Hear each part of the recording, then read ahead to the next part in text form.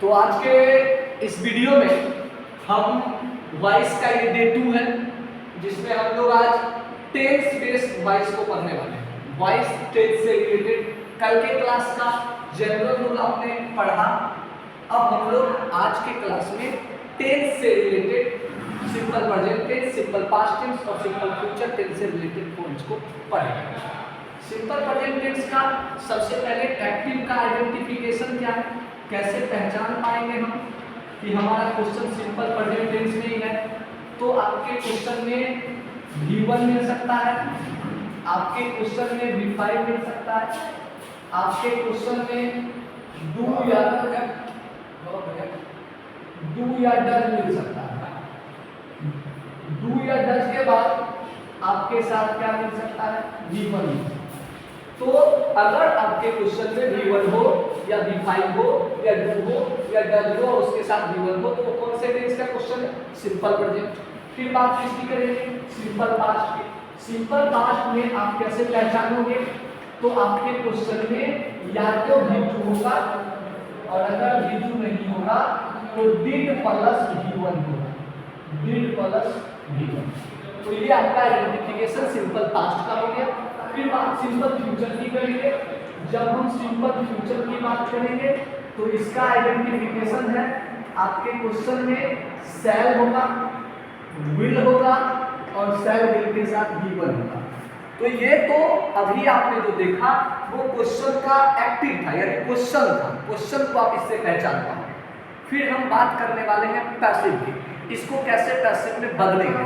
तो हमने आपको पिछले वीडियो में बताया था कि आप ये जो रूल है, ऑब्जेक्ट को सब्जेक्ट बनाना, helping verb, V3, other verb, by, subject object सब कुछ सेम एप्लीकेबल है, सिर्फ इस रूल पे चेंज करते चलेंगे।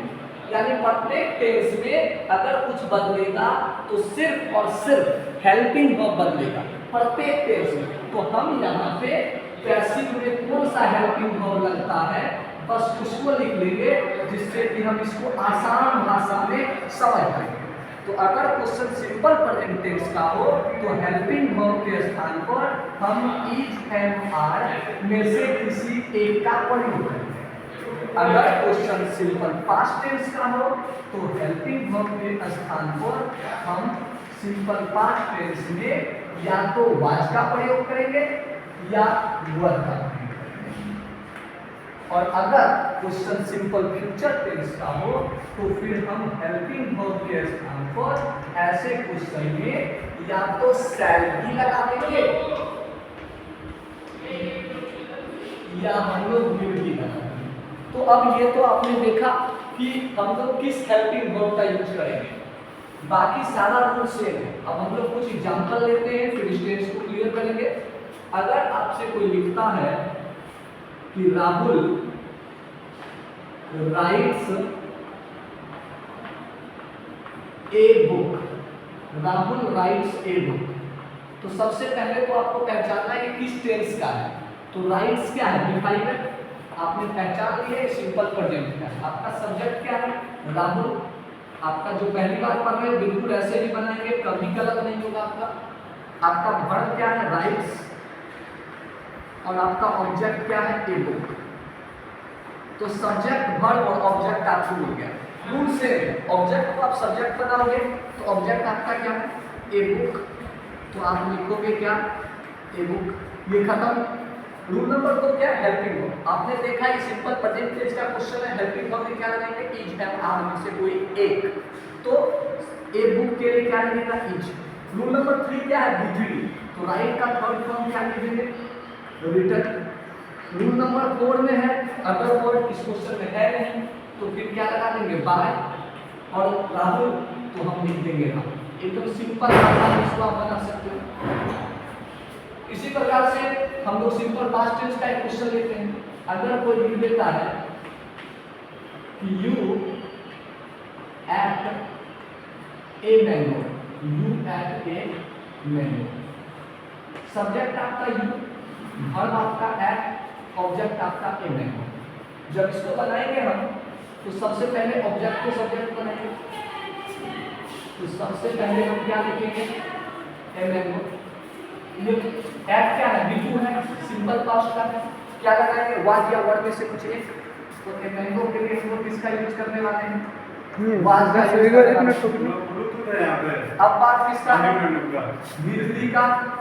तो एट का क्या हो जाएगा, इटन, अदर वर्ड है नहीं तो बाय, और यू का क्या, ये आपका हो जाएगा सिंपल पास्ट के लिए। फिर बात हम किसकी कर रहे हैं, सिंपल फ्यूचर की। एक सिंपल क्वेश्चन ले लेते हैं, you will pass the exam. Subject आपका क्या है, यू, वर्ब आपका क्या है, पास, ऑब्जेक्ट आपका क्या है, द एग्जाम। ऑब्जेक्ट को सब्जेक्ट बना देंगे, the exam. Simple future tense में आप किसका यूज करोगे, शैल बी या विल बी का। तो द एग्जाम के साथ हम किसका यूज कर देंगे, विल बी। अब वर्ब क्या है इसमें, पास। पास का थर्ड फॉर्म क्या होगा, पास्ट, अदर वर्ड है नहीं तो बाय।